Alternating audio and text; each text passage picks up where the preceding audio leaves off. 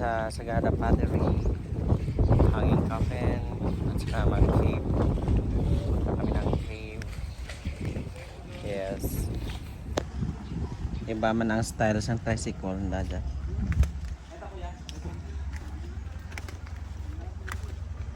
Sagada buntok.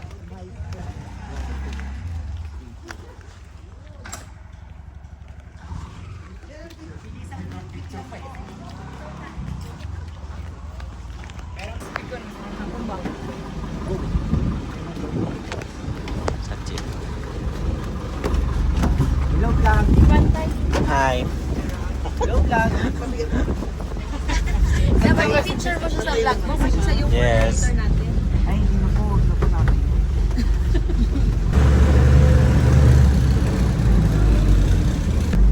Okay. Nababa na po kami. Dito na po. Sagada Pottery.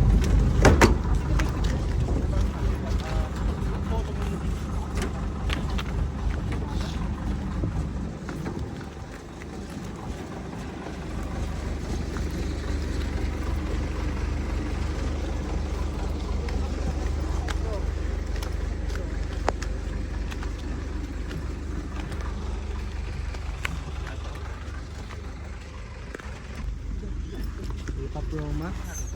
Ano? Yan, group pick ko muna. Pupuntahan natin yung finished product na Sagada Pottery here sa loob.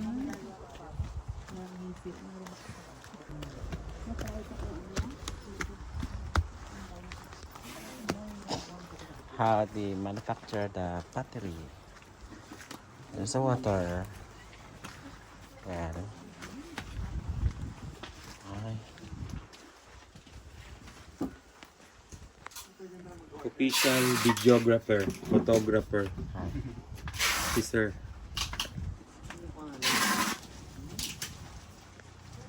May halo semento.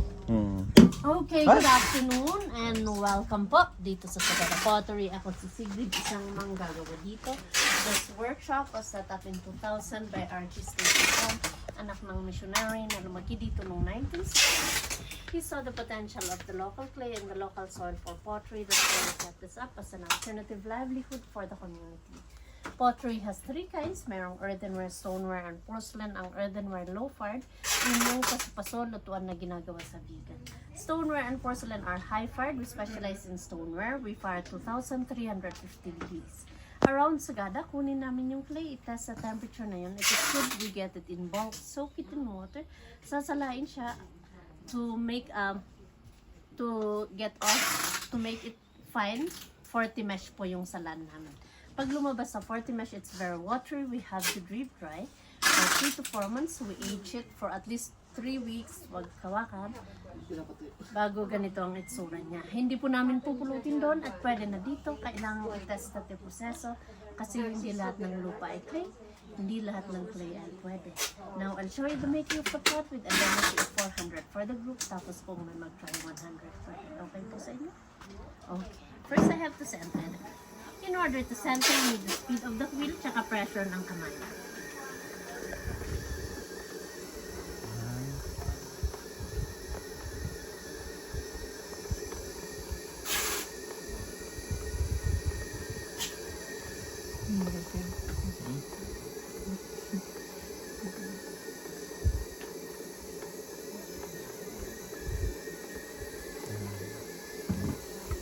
Once it's centered, everything starts with a cylinder. To make a cylinder, I have to pull the clay from the bottom to the top gradually.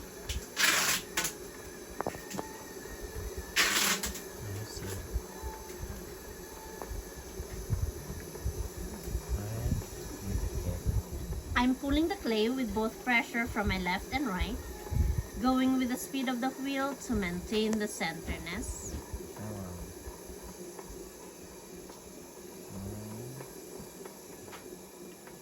This is a very basic shape. From here, you can make a jar, a bowl, or different shapes.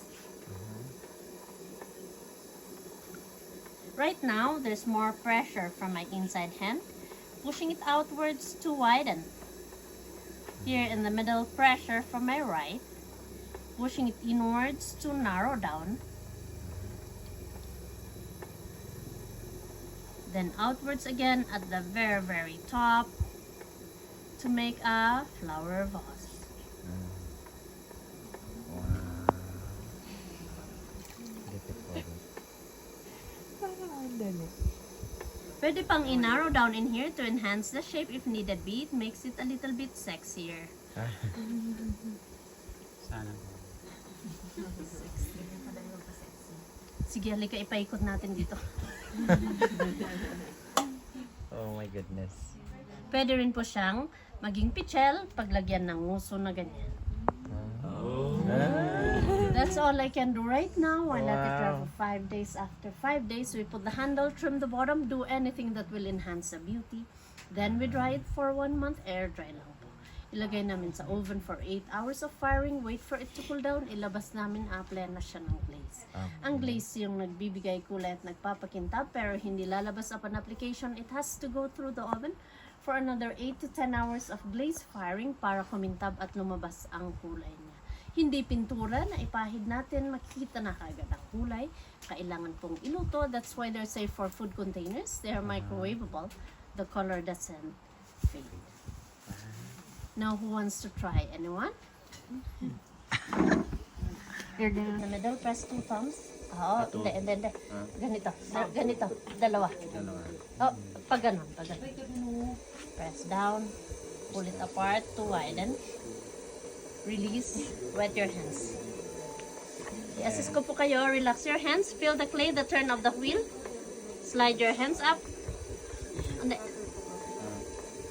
Slide up.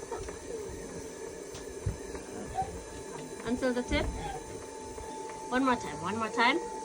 Relax. Gently. Sa baba po. Sa baba, sir. Gently and slowly. Slide up. Until the tip. Hold it at the top. Release your hands. Wet your hands again. Now widen it to make a bowl by pushing from your left. Ito po ang magtutulak. Straighten. Clip your thumb. Straighten. Ito ang mag-push. Hindi yung wag. Straighten. Huwag mong ipo-fold.